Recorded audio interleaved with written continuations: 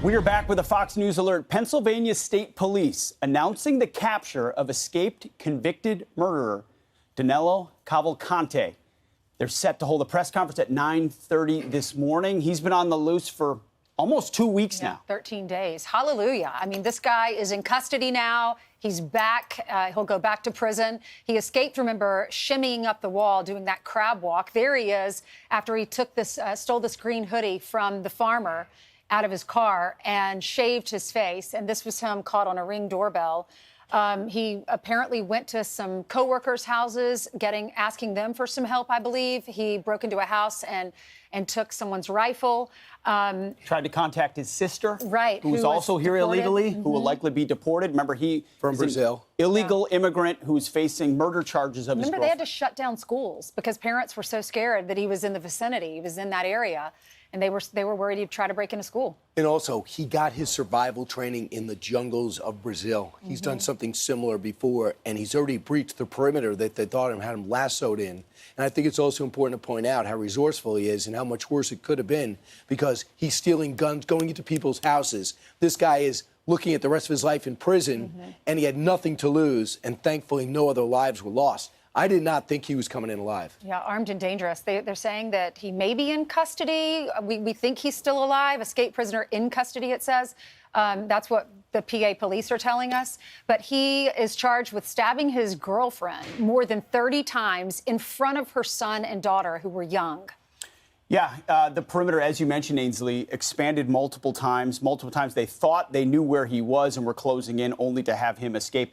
Quite brazen, the extent to which he would go into people's homes, steal vehicles. He stole a medical white van, went in and stole that .22, was shot at 7 times by the homeowner in the middle of the night. From what we understand, he is in custody. We don't know the condition of this escaped illegal immigrant, again, who shouldn't have been in the country in the first place, is facing murder charges. His girlfriend deported, potentially, and now he appears sister, as not girlfriend, sister. His sister deported. Now he's in custody. Right. A couple of things to keep in mind. Once they got him, you got to look back at that prison. I mean, to have 2 people escape the same exact way, and then people were saying that prison is understaffed. That prison can't get guards. That prison has so many people on overtime, some are just not even showing up. And then you look at the cops and law enforcement and how they're underfinanced, underappreciated. This is a symptom of that. And it's extremely embarrassing, but they finally got him all these weeks later, and it could have been so much worse. In about 30 minutes, we're going to get the details. We have a press conference. So he's a little guy. I think he's 5 feet tall. His name is Danelo Cavalcante. Here's his picture. This is his mugshot when he has the beard, when he has the mustache. Broke out of prison by doing that shimmy up the wall, and then got up on top of the roof and learned that someone else had done it the same way in the prison. And that's where he got the idea. And if you watch that video of him shimmying up the wall, doing that crab walk, he looks around, he looks in the glass door, no one's in the glass door. He looks around the corner, no one's there. So he feels like this is his chance. And he shimmies up the wall. And when we showed the video yesterday, it looked like there was a lookout guy, someone in the prison that was helping him do this, to look out to make sure he could get away with it. No doubt. And he was trying to find people that he knew or he'd previously had some relationship with to get assistance. We don't know yet whether he had the extent to which he had assistance on the outside to stay on the loose for that long. Brian, you mentioned corrections officers in these facilities that are understaffed. You're exactly right. This is not just this one prison, although that it should be under scrutiny. It's a nationwide problem, not to mention, I mean, the bigger issue here is our porous southern border that is allowing millions of people whose backgrounds we don't know to come into our country. Then they commit a crime like this. Ainsley, you were referring to this. Crab walking up the side on the bottom right of that screen is the blurred out, is the lookout for that. He's been on the loose since that moment. He's looking around. He looks in that glass door to see if anyone's there. He gets the go-ahead. All right, it's time. Here we go. And the other guy that escaped the exact same way, he was stopped by the lookout because the tower spotted him, and they got him. Brian. This is it. And this is a live, wow. Live footage. Live footage. Wow, that is a different hairstyle than we thought. Yeah. And Nate Forey says the ground crew, the aviation's been pulled back, the ground crews have gone. They got him. And I believe Pete, is National Guard involved there? Look at all the police. I don't believe. Is that not National Guard? That is not. A lot of federal and state law enforcement have that kind of camouflage uniform. So that I do not believe is not. That's not the National Guard. That's your more specialized police forces, probably brought in. I know we heard there was federal help coming in. Right. So you've got specialized manhunt teams there. And if you're dealing with a wooded area, which much of this is, then you would want to have woodland or some type of camouflage. Those are law enforcement officers, not National Guard. So the quick thing, that is dramatically different from the Ring doorbell. I mean, didn't he have a shaved he had a head? Well, he had a hoodie on, so you couldn't see his hair. Wow. You couldn't see his so hair. It was pulled back. So yeah. And he shaved. He looked completely different in the shaved pictures with the hoodie on than he did in the in his mugshot. We must be getting helicopter footage there, I would imagine, at this point, following that capture. Shows you how many assets were on the ground. Yeah. Looking for him. Looks like he's wearing an Eagles sweatshirt, probably took or stole from somebody else. He changed his pants. I remember we heard those were discarded at some point in the process. But I mean, how terrifying for all the neighbors in that area. They were shutting down schools. They were telling people to secure your property, make sure you have a weapon with you.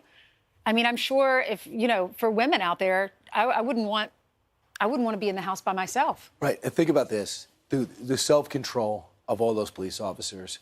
You know they're dealing with a murderer who had them up 24/7 for days, and you know how they feel about him, but they're treating him with respect. You can see the vehicle says Special Response Team on it, so they've got highly trained units out there looking for him within the cordon perimeter. Obviously, we don't see a rifle on him at this time. I wonder if there was any exchange at that particular moment. There we go. You see at the bottom right-hand side some of the weapons that were used. You got long-range sniper rifles. Do you think that was the rifle they took from him? Is that a .22? I don't know. Do you think it? It looks like it. It doesn't look like the rifle that the law enforcement would be carrying. So, Chris, you can see our the white. Is that stage the scope manager of it? who knows a lot about rifles, was pointing that one out. That likely. See it? He's holding it Yeah, up. see it right. You can see the mahogany wood or whatever kind of wood that is with the scope. It's got a scope on it. Yeah. Could be a .22. That's what. Wait, and that's his back, his bare back, right? What are they cutting? Well, I gotta imagine they're also verifying. You could verify with tattoos exactly who he is. They're also, you want to make sure there's nothing in that. Right. These are probably pretty standard protocols of what law enforcement is doing. You just usually don't get this kind of shot of it. You know what? Off the top of my head, they don't know if he's wired with something. Sure. Right? So you got to cut him away. Or if he has other weapons, right? Right. Well, you would imagine they would have done an initial hasty search, no doubt. I mean, to pat him down and determine if there was anything else on him. Now that you're booking and processing and transporting him, they'll go to the next level. You see that they're taking photos. Maybe there's a tattoo on his wrist as well, but certainly on his back. These are all things you use as evidence to identify. I heard in one report that he also committed a crime in Brazil, a similar crime. Has that been verified? I've heard that too. Again, confirming we're not getting the best on a lot of these people that are crossing illegally. Right. We don't know much about them. Maybe wanted in their own country, involved in gang activity in their own country. Potentially, we don't know. But this is a pretty dramatic footage here. Yeah. Thank goodness they caught him. Yeah. So this was a story that Nate Foy's been covering from the first minutes. I'm sure he's got the update on the ground. He's the one who said they've pulled the aviation units out. They pulled the ground troops out, not troops, but the ground units out, police. There was a push this morning, I heard, for the National Guard to get involved. After all, this might be too big for cops. Now, think about this. You're already understaffed. You're already underfinanced. Think about the resources needed, the way people were pulled out of their towns to find this guy. I'm hearing from some friends here chiming in that these are definitely SWAT teams on the ground right there. SWAT teams wear that kind of tactical camo. They wear them for all operations. They're doing what is called a safety search, is what I'm told. And by the way, in 2017, he killed someone in Brazil. That's what I understand as well. So that was the previous criminal activity. But yeah, you're going to search head to toe this guy before you transfer. Well, so you killed somebody in Brazil and you still passed the background check here? Well, there was no background check, Brian, at the southern border these days. It's an open border, Brian, in case you haven't noticed. Anybody can come right on through, and maybe we'll help you and get you to the city of your choice. So this rocked that whole community. The reason we covered this extensively, he was on the run for 13 days. He escaped prison. And then the whole community, the school district, the O.N.J. Roberts School District, announced that they were shutting down schools. The convict, we understand, was in his home. Yes.